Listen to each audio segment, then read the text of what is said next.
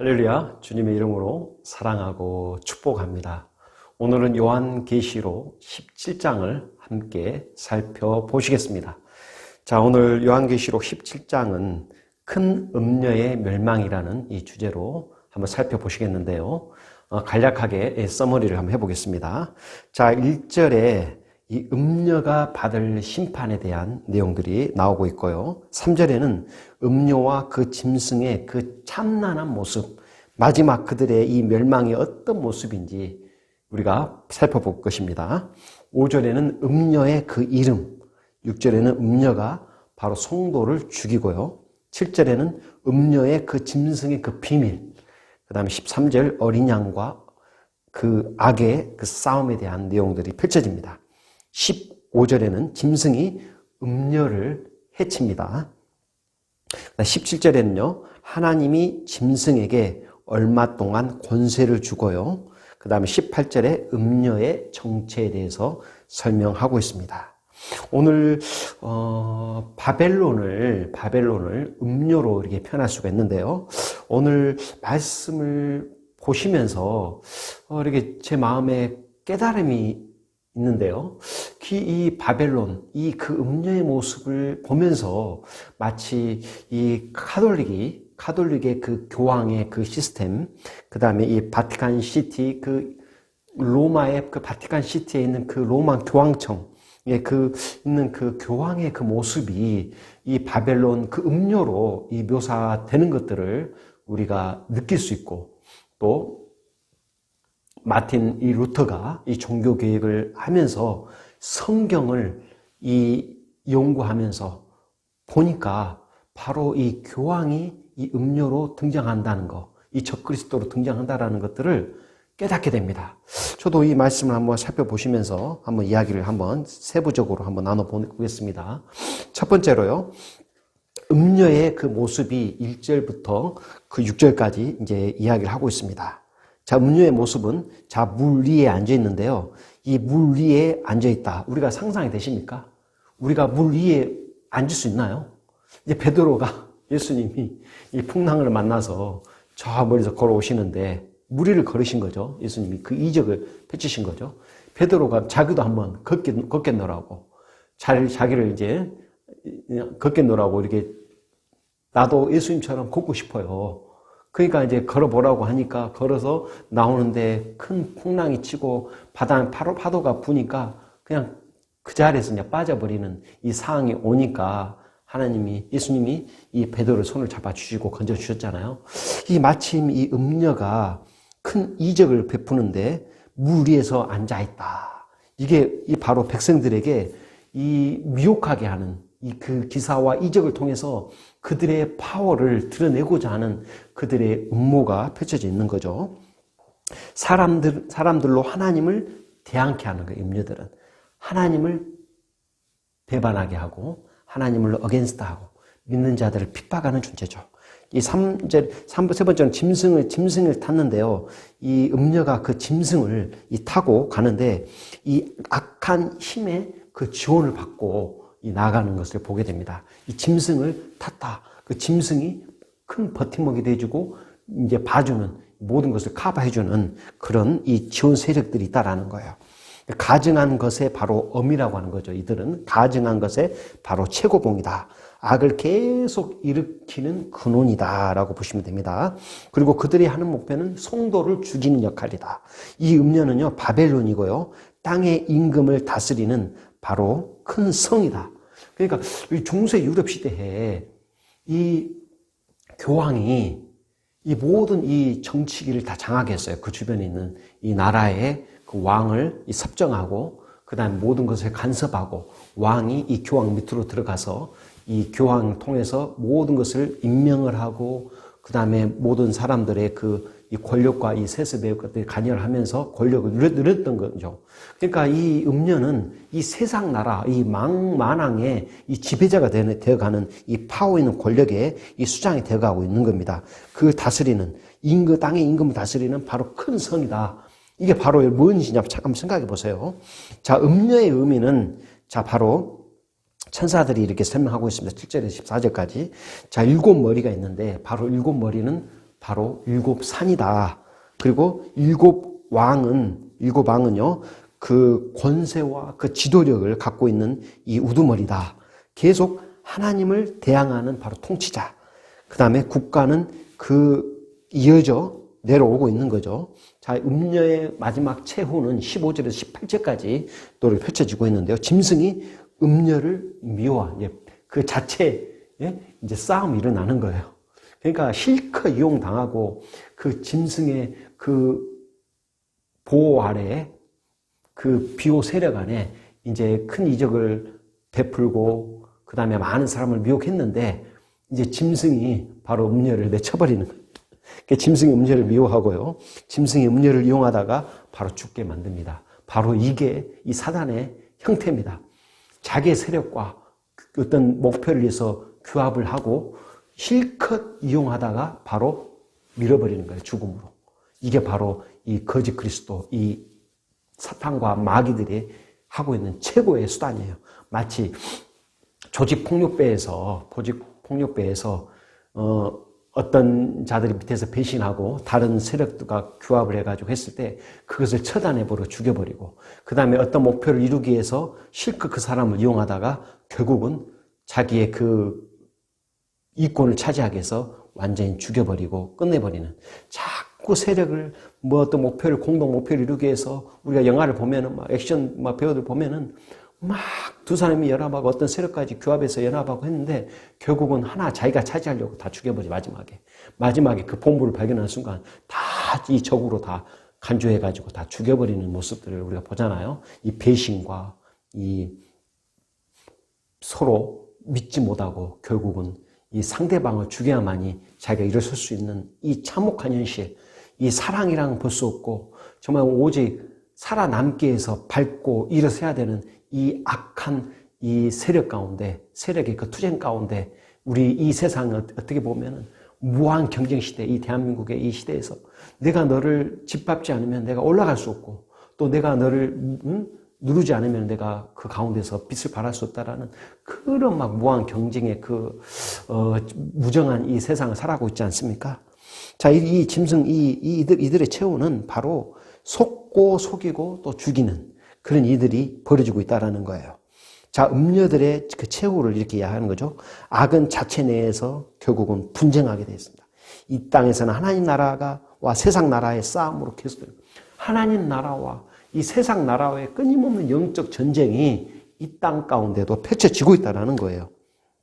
자, 여러분, 성도는 그까지 이기는 자, 믿음으로 살아남는 자들은 승리의 이 삶을 살아야 된다는 것입니다. 승리해야 됩니다. 1절 함께 이제 천천히 한번 살펴보시겠습니다.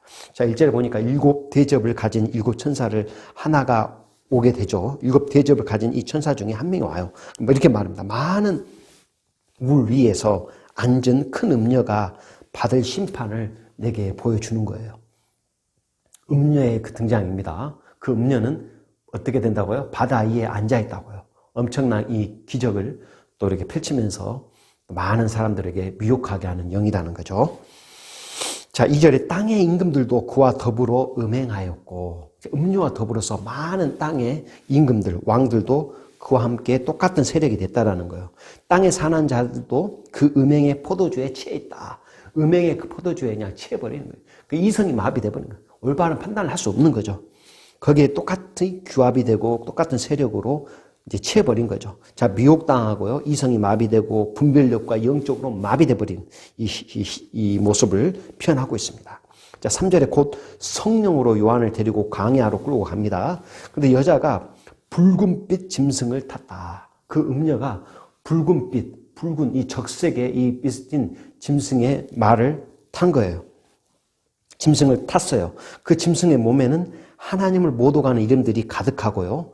7머리에 10뿔이 있어요. 7머리가 있는데 거기에 10뿔이 또 달린 거죠.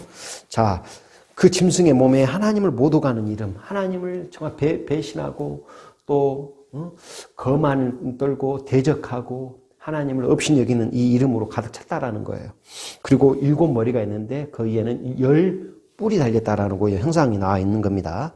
자, 4절에 그 여자는 자줏빛과 붉은빛의 옷을 입고 그 음녀의 이제 모습을 이제 형상하고 잘 보세요. 그 여자의 그 모습이 어떤 모습인지. 자, 자줏빛과 붉은빛 옷을 즐겨 입는 거예요. 그들이 입는 옷은 보통 붉은빛 아니면 자줏빛의 옷을, 이런 옷을 입고요. 또 금과 보석과 진주로 치장을 합니다. 장식구를. 금과 보석과 진주로 몸을 꾸미고 이 손에는 무슨 잔이에요? 금잔이에요, 금잔. 금잔을 가졌는데 이게 가증한 물건과 그의 음행한 더러운 것들이 가득하더라. 이 가증한 물건이에요. 하나님이 보시기에 이거는 더러운 물건이에요. 그러니까 완전히 음행을 저지르는, 하나님을 섬기지 않고 우상을 섬기는 이 가증한 물건이 가득하고, 그 다음에 그 음행의 더러운 것들이 온 몸에 가득하다는 거예요. 보기에는 정말 찬란하고 봤을 때 참 기족 같고, 참 우리하고는 번져볼 수 없는 참 그 성스러움이 느껴지는데, 표면에는 붉은 옷을 입고요, 자줏빛 옷을 입고요, 금과 진주와 보석으로 온몸을 다 치장하고요, 그들의 잔은 금잔으로 이렇게 포도주를 마시고 있고요. 그 다음에 온갖 그게 가증한 거, 음행한 더러운 것들이 가득하다. 그게 이제 마음 속에 있는 내면의 모습을 표현하고 있고, 그 다음에 우리 몸에, 우리가 실제로 눈으로, 육안으로 드러나는 이 외형적인 모습이 드러나고 있고, 또 그 다음에 안에 가증한 것들, 마음의 우리 몸 속에는 온갖 더러운 것들로 치장되어 있는 모습들을 대조적으로 표현하고 있습니다. 자, 5절에 그의 이마에는 이름이 기록되었는데 비밀이다 나와요. 그들의 그 음녀의 이마에 그 이름이 기록되었는데 비밀이다. 근데 큰 바벨론이라고, 큰 바벨론. 바벨론 중에 큰 바벨론 성입니다. 땅의 음녀들과 가증한 것들의 어미다. 땅의 그 작은 음녀들 가운데 어미. 가증한 것들의 어미다. 대표격을 띠고 있는 거예요. 자, 6절에 이 여자가 성도들의 피와 예수의 증인들의 피에 취한지라. 그러니까 이 여자가 그 저주에 참 그 진노의 그 포도주 잔을 마시는데, 이 성도들, 그 사람들은 성도들과 그 예수의 그 증인들, 또 선지자들을, 그 피에 그에 취해버린 거예요. 그 피를 마시고 있는 거예요. 이 예수를 믿는 그 성도들과 예수의 그 증인들을 죽이고 핍박하고, 그들의 그 잔에 그들이 마시고 있는 그 진노의 포도주가 이제 희생되는, 순교당한 그 예수 그리스도의 성도들의 그 피가 그대로 그들이 마시고 있다라는 거. 참 그들이 놀랍게 여겼다. 천사가 7절에 가로되 왜 놀랍게 여겼느냐 요한아. 그랬더니 내가 여자와 그가 탄 7머리와 그가 탄 7머리와 10뿔을 짐승의 비밀을 내가 알려줄 것이다. 이 천사가 이야기한 거예요, 요한에게. 내가 그 음녀의 그 비밀을 내가 알려줄 거야. 놀라지 마. 근데 그 여자가 그가 탄 7머리와 10뿔을 가지고 있는데 그 빈승을 내가 이야기해 줄게. 그걸 풀어줄게. 해석해 줄게. 라고 이야기하는 거예요. 8절에 짐승이, 그 짐승은 어떤 짐승이냐? 전에 있었다가 지금은 없으나, 전에는 있었으나 지금은 없으나 장차 무적행으로부터 올라와 멸망으로 들어갈 자이다. 그 짐승은 말이야, 그 전에는 있었어. 그러나 지금은 없어. 그러나 장차 이 무적행으로부터 올라와서 다시 멸망으로 들어갈 존재라고 이야기하는 거죠. 자, 그럼 9절에 7머리는 도대체 뭐냐? 7머리는 여자가 앉은 7산이요. 이게 지배하고 있는 7산이 있는 거예요. 그 지역마다 대표되는 그 지역을 점령하고 있는 다스리고 있는 이 산을 이야기하는 거예요. 또 7왕이라, 7산이고 7왕이라, 또 7왕 중에 5은 망했고요. 또 하나는 현재 있고, 다른 하나는 이제 곧 앞으로 올 자예요. 그러니까 이 7왕 중에 5명은 이미 역사 속에 사라졌고, 지금 현재 하나는 지금 존재하고 있고, 다른 하나는 앞으로 올 왕이다 라고 이야기하고 있는 거죠. 그리고 11절에 전에 있었다가 지금은 없어진 짐승은, 바로 전에 있었다가 지금 없어진 짐승은 8째 왕이니 자 7 중에 속한 자라. 이거 7 중에 속한 자예요. 자 12절에 10뿔은 바로 10개 뿔은 10왕이니 아직 나라를 얻지 못하였으나 아직 나라는 얻지 못했으나 다만 짐승과 더불어 임금처럼 한동안 권세를 받았다라고 이야기하고 있습니다. 열 뿔은 나라가 없어요. 나라의 통치자가 아니에요. 그러나 그 짐승과 함께 함으로 말미암아 다스리는 짐승과 임금처럼 한동안 그 권세를 받은 거예요. 그 권세, 이 뿔은 이 자기의 그 권세를 상징하고 자기의 지위를 상징하고 자기의 그 우두머리라는 존재를 상징하죠. 이 뿔이라는 이 개념은 리더로 이야기하는 거죠. 우두머리. 자, 13절에 그들이 한 뜻을 가지고 하나의 뜻을 가지고 자기의 능력과 권세를 짐승에게 주는 거죠. 자, 그들이 한 뜻을 가지고 한 뜻이 있는데 자기의 능력과 권세를 짐승에게 주는 자들인데 14절 그들이 어린 양과 더불어 싸웁니다. 그들이 어린 양과 더불어 싸우는데요. 어린 양은 어떤 분이시냐? 만국의 주시오 만왕의 왕이시다. 왕이시지만 그들을 왕이시고 그들을 이기실 터이요. 또 그와 함께 있는 자를 곧 부르심을 받고 택하심을 받은 진실한 자들도 이기리로다. 그러니까 이 짐승 그 일곱 뿔과 열 뿔과 자 일곱 머리 일곱 왕의 그 짐승의 그 비밀이 그들은 어린 양과 더불어 대적한다. 하나님 예수 그리스도를 대적하는 자예요. 그러나 결국은 어때요? 예수 그리스도는 어린 양은 만국의 왕이시고 만왕의 왕이시고 만국의 주시기 때문에 결국은 그들은 멸망하고 그들을 이기실 것인데 그와 함께 있는 자 예수 그리스도 어린 양을 따르는 자들도 승리하실 것이다. 승리할 것이다. 그것을 이제 예언하고 있죠. 자, 15절에 또 천사가 내게 말하죠. 요한에게 내가 본 음녀가 앉아있는 물은 백성 무리 열국 방언이다. 이게 나오잖아요. 자, 앉아있는 그들이 통치하고 있는 이 짐승이 음녀가 앉아있는 그 물은 무엇을 의미하느냐? 바로 백성과 무리와 열국과 방언이다. 그러니까 모든 나라를 통치하고 있다라는 거예요. 그들이 이 이방 나라들, 이 세상을 다 통치하고 있는 통치자를 이야기를 하고 있습니다. 그래서 이 천사가 이 짐승에 대한 이 음녀의 모든 것들을 지금 풀어주고 있는 거예요. 자, 16절에 내가 본 바 열 뿔과 짐승은 음녀를 미워하여 망하게 하고 열 뿔과 짐승은 누구를 미워해요? 음녀를 미워해요. 그 안에서 이제 권력 다툼이 일어나는 거죠. 음녀를 미워하여 망하게 하고 벌거벗게 하고 그의 살을 먹고 불로 아주 살라버리는 결국은 실컷 이용당하다가 짐승으로부터 아주 죽여버리는 살육의 이 도륙의 현장으로 나아가죠. 그 살을 먹고 불로 태워버리고 완전히 음녀를 미워해서 망하게 해버린다. 결국은 이용당하다가 완전히 골로 가는 거죠. 17절에 이는 하나님이 자기 뜻대로 할 마음을 그들에게 주사 한 뜻을 이루게 하시고 그들의 나라를 그 짐승에게 주게 하시되 하나님의 말씀이 응하게까지 하신다. 이 모든 이 세계 역사와 이 모든 이 일어나는 일들은요, 이 지상 세계에서 일어나는 일들은 하나님의 뜻대로 이루어지지 않는 게 없다라는 거예요. 지금 마지막 시대를 달려가고 있잖아요. 우리가 말세다. 지금 너무 세상이 악해지고 있고 정이 사라지고 있고 예수 그리스도 믿는 자들이 핍박받고 조롱받고 세상에 완전히 그 존재 가치가 아주 그냥 바닥인 이 시대에 살고 있는 이 시대에 이 모든 이 시간표대, 예수님의 시간표대, 하나님의 그 계획의 그 시간표대로 모든 것이 이루어지고 있고 또 이루어가고 있고 이루어질 것임을 우리는 아셔야 되는 거예요. 하나님이 자기 뜻대로 할 마음을 그들에게 주시고 한 뜻을 하나님의 뜻을 결국 이루어 가시고 이것은 믿는 자나 믿지 않는 자나 동일합니다. 하나님의 영향력은요. 이 악한 세력에도 그대로 미쳐요.